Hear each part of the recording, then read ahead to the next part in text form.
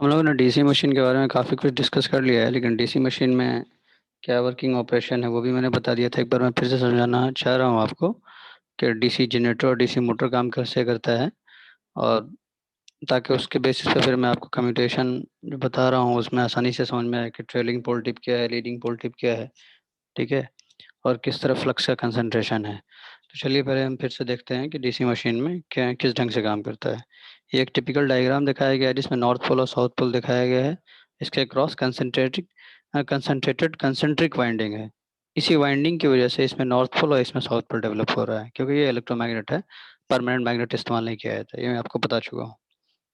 अब आप एग्जांपल के तौर पर पहले जनरेटर को कंसीडर कीजिए। तो हम जानते हैं कि behind every generator there is a motor action, and behind motor there is a generator action.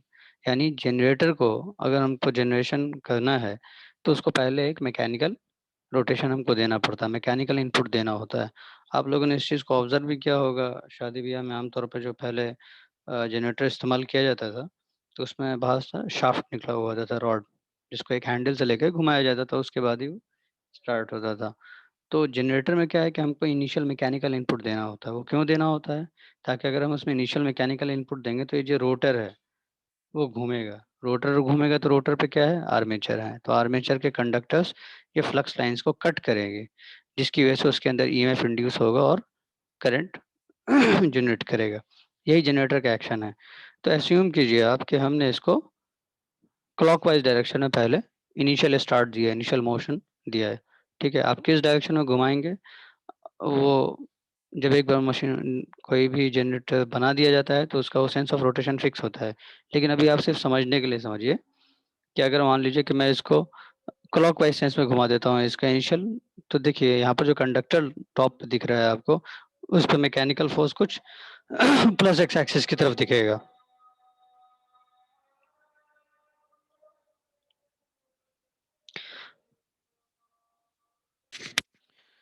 तो आप देख सकते हैं कि ये जो कंडक्टर है, आर्मेचर कंडक्टर, इसमें मैकेनिकल फोर्स इस डायरेक्शन में दिख रहा है, पॉजिटिव एक्स एक्सिस की तरफ। ठीक है। ये because of the initial start we have given in that direction, clockwise दिया है, ये का सरकमफ्रेंस पर है तो इस पर टेंजेंशियल फोर्स में डायरेक्शन लग रहा है, तो इसको हमने ऐसे मैकेनिकल फोर्स को रिप्रेजेंट किया है। अब आप अज्यूम किए, जो मैं आपको बार बार बताता आया हूँ, कि कोई कंडक्टर है मैग्नेटिक फील्ड में रखा हुआ है, तो उस पर एक इलेक्ट्रोमैग्नेटिक फोर्स भी तो लगेगा। ये तो मैकेनिकल फोर्स है, ये अपने रोटेशन की वजह से इस तरफ इस पे फोर्स लग रहा है, मैकेनिकल फोर्स है। अब इस पे जो इलेक्ट्रोमैग्नेटिक फोर्स लगेगा तो उसका डायरेक्शन क्या होगा? अगेन बाएं हाथ को हम निकालेंगे सॉरी, बाएं हाथ को हम निकालेंगे और उसमें हम जो चारों उंगलियां हैं वो डायरेक्शन ऑफ करंट को दिखाएगा। तो डायरेक्शन ऑफ करंट क्या है? इनटू द स्क्रीन है। तो हमने उसको दिखाया, और इस ढंग से कि हथेली पर फ्लक्स लाइंस इंटर कर रही हो, तो हथेली पे फ्लक्स लाइंस इंटर कर रही हैं। तो आपको थंब किस डायरेक्शन को रिप्रेजेंट कर रहा है? थंब आपको निगेटिव एक्स एक्सिस की तरफ शो कर रहा है, निगेटिव एक्स एक्सिस की तरफ थंब आपको रिप्रेजेंट दिखा रहा है। इस तरफ इसमें इलेक्ट्रोमैग्नेटिक फोर्स लग रहा है। ठीक है। इलेक्ट्रोमैग्नेटिक फोर्स इसमें इस तरफ लग रहा है। तो आप देख सकते हैं यही हुआ इसमें जनरेटर एक्शन। ठीक है।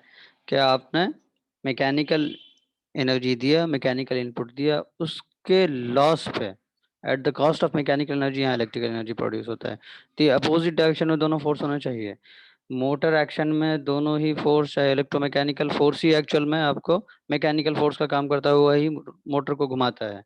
लेकिन जब हम जनरेटर की बात करेंगे तो आप पहले इनिशियल स्टार्ट देते हैं। तो इनिशियल स्टार्ट देंगे तो एक मैकेनिकल फोर्स होगा, और उस कंडक्टर पे जो फोर्स लग रहा होगा उसको मैकेनिकल फोर्स कह रहे होंगे, due to the flux lines, due to the magnetic field. तो वो दोनों एक दूसरे के अपोजिंग नेचर का होना चाहिए, क्योंकि मैकेनिकल फोर्स को कन्वर्ट करके ही इलेक्ट्रिकल एनर्जी में कन्वर्ट किया जाता है। पहले मैकेनिकल एनर्जी दिया, उसको कन्वर्ट करता है इलेक्ट्रिकल एनर्जी कन्वर्ट कर, इसी को जनरेटर कहते हैं। तो ये इसका वर्किंग ऑपरेशन है। इस सिमिलरली अगर आप मान लीजिए, ये हो गया जनरेटर का एग्जांपल। ठीक है। तो हमने यहाँ दिखा रखा है जनरेटर इस सेंस में रोटेट कर रहा है। ठीक है। कोई एक डायग्राम को आप जनरली याद रखेंगे ताकि आप उसके बेसिस पे बाकी यार, जैसे इस डायग्राम को रफली आप याद रखिए कि ऊपर नॉर्थ पोल, नीचे साउथ पोल, तो ऊपर क्रॉस, नीचे डॉट, और जनरेटर का सेंस ऑफ रोटेशन क्लॉकवाइज है, ताकि इसके बेसिस पे चेंजेस करके हम बाकी चीज़ों का एनालिसिस आसानी से कर सकें। अब मिसाल के तौर पे लिखिए लीजिए कि हमको मोटर ऑपरेशन चेक करना है। तो मोटर ऑपरेशन में क्या होता है, पहले हम उसको इलेक्ट्रिकल सप्लाई प्रोवाइड करते हैं, यानी आर्मेचर कंडक्टर्स के पास पहले करंट आएगा, उसके बाद जो इलेक्ट्रोमोटिव फोर्स का डायरेक्शन होगा वो direction of rotation of the rotor बता देगा, उसी डायरेक्शन में मोटर आपका घूम रहा होगा। तो अगर आप एज्यूम कर लीजिए कि हमने डायरेक्शन ऑफ करंट नहीं चेंज किया, आर्मेचर कंडक्टर में क्रॉस ही है अभी, ऊपर नॉर्थ है नीचे साउथ है, तो इलेक्ट्रोमोटिव फोर्स का डायरेक्शन क्या है, इस तरफ। इसी वजह से यहाँ कहेंगे, अगर sense of rotation of motor कहेंगे तो मोटर इस डायरेक्शन में घूम रहा होगा। ठीक है, मोटर इस डायरेक्शन में घूम रहा होगा। या नहीं तो अगर आप चाहें तो इसको दूसरे भी ढंग से समझा जा सकता है कि आप यहाँ डॉट की जगह पर, यहाँ पर सॉरी क्रॉस की जगह पर आप यहाँ डॉट कर दीजिए।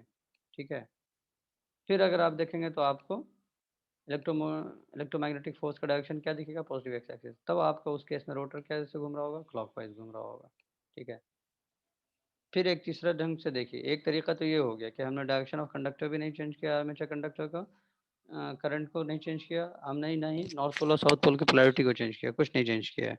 तब हमारा अगर क्लॉकवाइज डायरेक्शन में जनरेटर रोटेट कर रहा था तो काउंटर क्लॉकवाइज डायरेक्शन में मोटर रोटेट करेगा। दूसरा हमने क्या कहा, दूसरा हमने कहा कि आप आर्मेचर कंडक्टर के डायरेक्शन को चेंज कर दीजिए। चेंज कर देने पे क्या हुआ, मोटर का रोटेशन का डायरेक्शन चेंज हो गया। अब आप तीसरा केस क्या लीजिए कि हमने कंडक्टर का तो ये क्रॉस ही रखा है, यहाँ नीचे डॉट ही रखा है, लेकिन ऊपर साउथ पोल कर दिया और नीचे नॉर्थ पोल कर देंगे, ऊपर साउथ पोल और नीचे नॉर्थ पोल कर देंगे। तो ऊपर साउथ पोल नीचे नॉर्थ पोल कर देंगे तो क्या होगा, फ्लक्स लाइन्स ऐसे होंगी। ठीक है, फ्लक्स लाइन्स इस ढंग से होंगी, फ्लक्स लाइन्स ऐसे होंगी। ठीक है, तो अब आप किसी एक कंडक्टर को नीचे या ऊपर देख रहे हैं, हम ऊपर देख रहे हैं तो हम फिर से ऊपर ही देखेंगे, ये अगेन क्रॉस ही है। तो इस पे सेंस ऑफ फोर्स क्या होगा, किस ढंग से फोर्स लग रहा होगा। ठीक है, इस पे फोर्स इस डायरेक्शन में लगेगा ना, तो सेंस ऑफ रोटेशन इसका ऐसा होगा। इसी ढंग से आप जो इलेक्ट्रोमैकेनिकल फोर्स है वो डिफाइन करता है मोटर में कि sense of rotation of motor क्या होगा। ठीक है, और जनरेटर में करंट इस ढंग से आर्मेचर के अंदर इंड्यूस होता है कि वो मैकेनिकल फोर्स को अपोज करे, क्योंकि at the cost of mechanical energy हम इलेक्ट्रिकल एनर्जी उसमें प्रोड्यूस होता है जनरेटर में। मैं उम्मीद करता हूँ कि आपको ये सब बातें समझ में आ गई होंगी। अगर इसको समझने में कोई परेशानी है तो आप मुझसे पूछ सकते हैं।